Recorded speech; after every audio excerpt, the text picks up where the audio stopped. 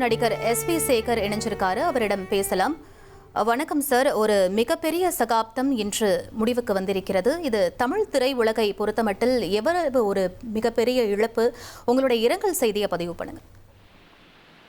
இது ஒரு பாரதிராஜன் என்ற ஒரு நல்ல மனிதர், நல்ல நண்பர் இழந்ததாக நான் பார்க்கிறேன். அவரை நிழல்கள் படத்திலிருந்து எனக்கு நேரடியான தொடர்பு. உங்க அப்பா மாதிரியே தான் நீ இருக்க. உங்க அப்பாவோட நான் ரஷ்யா போன போது அவ்வளோ விஷயங்கள்லாம் நான் பேசியிருக்கேன் அவர்கிட்ட அப்படிம்பாரு. ஆனால் ஒரு சினிமா என்பது, சினிமாவில் அடையாளம்னு சொன்னா அந்த பிளாக் அண்ட் ஒயிட் காலத்திலேருந்து வந்த பொழுது பாலச்சந்தர், பாரதிராஜா அப்படிதான் ரெண்டு பேர் தான் சொல்லுவாங்க.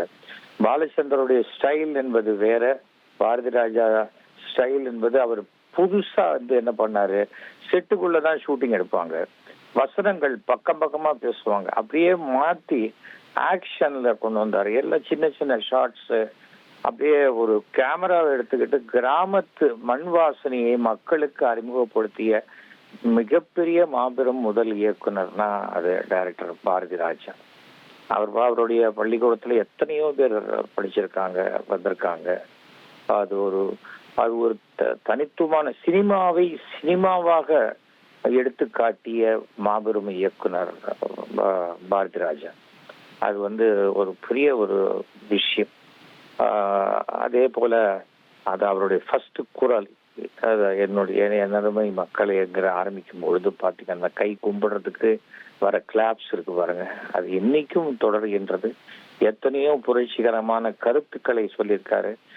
சிவாஜி அவர்களை வைத்து ஒரு மாபெரும் ஒரு வித்தியாசமான ஒரு படத்தை கொடுத்தவர் அவருடைய மண் வாசனைங்கிறது அவரோட ஊறி போன ஒரு விஷயம். ஆனால் வாழ்க்கையில் அந்த ஒரு புத்திர சோகம் என்பது அவரை கடைசி காலத்துல ரொம்ப பாதிச்சிருச்சு. அது பலகீனமாக்கிடுச்சு. அவ்வளோ அவருடைய குரல் கொஞ்சம் கூட குறையவே இல்லை. 82 வயசுல படங்கள் அடிச்ச போது கூட அந்த வாய்ஸ்ங்கிறது, அதற்குண்டான அந்த கம்பீரம் குறையவே இல்லை அவருக்கு. ஆனால் அந்த புத்திர சோகம் தான் அவரை ரொம்ப பலகீனமாக்கிடுச்சு. மனிதனாக பிறப்பவர்கள் என்றைக்குமே இறப்பார்கள்.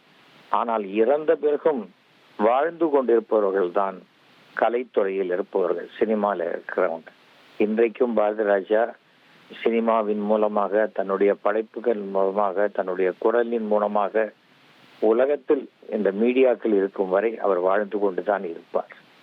அந்த உடலுக்கு தான் அந்த ஒரு ஓய்வு கிடைத்திருக்கிறதே தவிர அந்த ஆத்மா இருக்கும், அவருடைய படைப்புகள் வாழ்ந்து கொண்டிருக்கும்.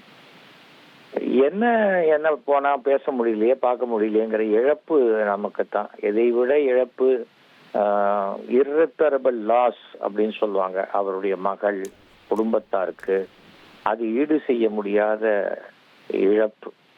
எப்பொழுதுமே ஒரு இழப்பு அந்த குடும்பத்தாரை தான் ரொம்ப அப்படியே பாதிக்கும். தினசரி ஒவ்வொரு வினாடியும் கூட வாழ்ந்த ஒருத்தர் அந்த இடத்துல இல்லை அப்படிங்கிறது நினைச்சு கூட பார்க்க முடியாத ஒரு இழப்பு. எனக்கு என் தந்தை இறந்து 23 வருஷம் ஆச்சு. இன்னைக்கும் அந்த தாக்கம் என்னை விட்டு போக மாட்டேங்குது. அது போகாது. எங்க அப்பா எஸ்.வி. வெங்கட்ராமன் அவர்களோட பாரதிராஜா ரஷ்யாவுக்கு பிலிம் ஃபெஸ்டிவலுக்கு போன போது போயிட்டு அதை பத்தி எங்க பார்த்தாலும் அதை பத்தி பேசுவார். உங்க அப்பா என்னையா இப்படி, அதனாலதான் நீ இப்படி இருக்க அப்படின்பார். அந்த அஃபெக்ஷனோட பேசக்கூடிய, உண்மையான ஒரு அஃபெக்ஷனோட பேசக்கூடிய நல்ல மனிதன், மாபெரும் கலைஞன். தமிழ் சினிமாவுக்கு இழப்பு என்று நான் சொல்றது சராசரியான வார்த்தை. எத்தனையோ விஷயங்களை கொடுத்து விட்டு சென்றிருக்கிறார், அதுதான் நான் சொல்லணும். பல பேருக்கு, பல திரைப்பட கலைஞர்களுக்கு பல பாடங்களையும் ஒரு பள்ளிக்கூடமே கட்டி வச்ச மாதிரி, யூனிவர்சிட்டி கட்டி வச்ச மாதிரி அத்தனை பாடங்களையும் கற்றுக் கொடுத்து விட்டு போயிருக்கிறார். கற்றுக்கொள்ள வேண்டிய விஷயங்களையும் கொடுத்து விட்டு போயிருக்கிறார். அவருடைய ஆத்மா சாந்தி அடைய வேண்டும் என்று பிரார்த்திக்கிறேன்.